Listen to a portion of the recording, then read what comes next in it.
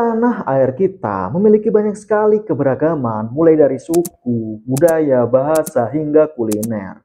Saking kayanya negara kita, guys. Sampai-sampai ada beberapa budaya kita yang diklaim oleh negara tetangga kita. Ya, siapa lagi kalau bukan Malaysia? Bahkan Malaysia dan Indonesia ini seringkali memanas karena klaim sepihak yang dilakukan oleh Malaysia. Mulai dari kuliner, tarian tradisional, bahkan tidak jarang Malaysia menyampaikan klaim tersebut secara terang-terangan. Kalau budaya itu berasal dari negaranya. Dan karena hal itu membuat masyarakat Indonesia pun akhirnya marah dan tersinggung. Halo guys, jumpa lagi saya Jeki di Sisi Gelap.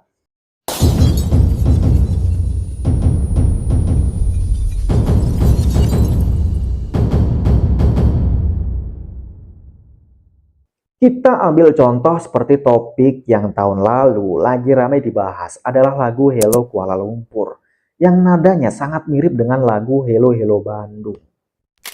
Kita ke informasi lainnya pemirsa, sebuah kanal YouTube dengan konten berbahasa Melayu menggegerkan netizen Indonesia.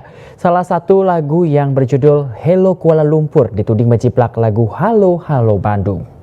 Dan 2 hari terakhir ini memang dapat perhatian seperti yang kita ketahui karena adanya kesamaan substansial di antara lagu Hello Kuala Lumpur dengan Halo Halo Bandung karya Ismail Marzuki.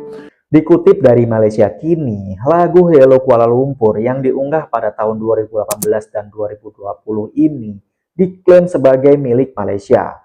Padahal ya nadanya sangat mirip dengan lagu Hello Hello Bandung.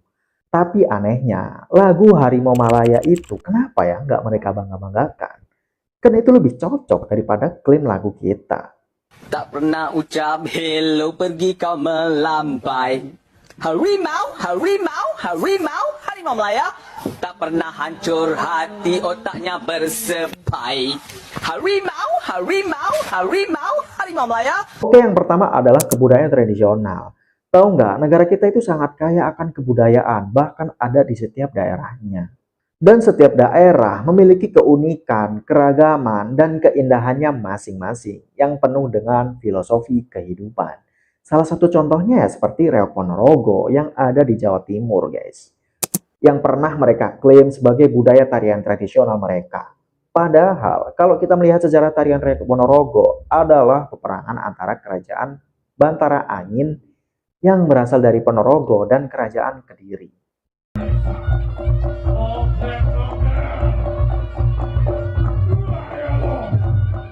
Selain tarian Reok Ponorogo, batik juga populer di kalangan masyarakat Malaysia.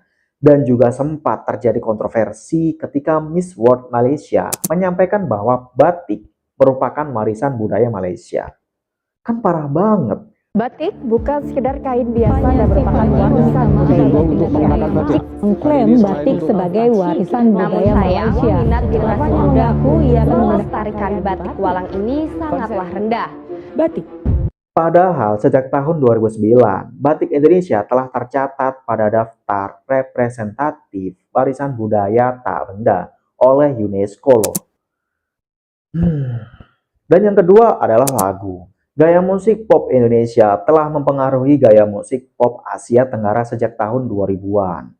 Pada tahun 2000-an, grup band dan penyanyi Indonesia seperti Dewa 19, Gigi, Iwan Fals, Niji, The Massive, Leto, Ungu, dan Peter Pan sering melakukan tur konser ke Malaysia. Popularitas musik Indonesia kian meledak, guys. Sampai-sampai pemerintah Malaysia sempat membatasi penayangan musik Indonesia pada tahun 2008. Karena pemerintah Malaysia bertujuan memberikan ruang pada musisi-musisi lokal Malaysia. Ya, karena letak geografis antara Indonesia dan Malaysia yang bersandingan membuat tren musik dan lagu mudah menyebar. Dari lagu tradisional sampai lagu pop Indonesia yang sangat populer. Bahkan lagu-lagu Indonesia itu pun sering menduduki tangga lagu musik Malaysia. Namun lagu-lagu Malaysia justru jarang dan hampir tidak dikenal oleh masyarakat Indonesia. Malaysia juga pernah mengklaim lagu tradisional Indonesia yang berjudul Solerang. Lagu ciptaan Muhammad Arif ini diklaim oleh Malaysia dengan judul yang berbeda, yaitu Suriram. Dan yang ketiga adalah kuliner. Malaysia sebagai negara yang berbatasan langsung di Indonesia turut terpengaruh dengan kenikmatan kuliner Indonesia. Makanan Indonesia seperti bakso, nasi padang, sate rendang, ayam penyet, gado-gado, nasi goreng, dan makanan lainnya yang sangat populer di Malaysia. Mudah bagi masyarakat untuk mencari resto masakan Indonesia di Malaysia, guys. Saking populernya kuliner Indonesia membuat masyarakat Malaysia terkadang menganggap makanan tersebut berasal dari negaranya sendiri. What's your favorite Malaysian food? Do you have some answers? No. I was gonna say. I don't really know the names, and Nasi goreng is the classic Malaysian. but this is from Indonesia, right? Karena hal ini membuat pemerintah Indonesia mengingatkan kembali pentingnya pengakuan internasional terhadap asal-usul kuliner Nusantara. Dan sejumlah langkah telah dilakukan, guys, seperti pendaftaran beberapa makanan ke UNESCO sebagai warisan budaya untuk melindungi dan mengamankan status asli kuliner Indonesia. Kekayaan Indonesia yakni kuliner rendang tengah diperjuangkan pemerintah untuk masuk dalam daftar warisan budaya tak benda UNESCO. Dengan dilakukannya upaya ini, diharapkan masyarakat internasional bisa lebih memahami sejarah dan asal-usul makanan khas Indonesia. Sekaligus memperkuat jati diri budaya bangsa kita di tengah persaingan budaya global. Nah, menurut pandangan kalian tentang isu ini gimana nih? Jadi, coba tolong berikan tanggapan kalian pada kolom komentar ya. Dan jika ada yang mau menambahkan, mari kita diskusikan bersama.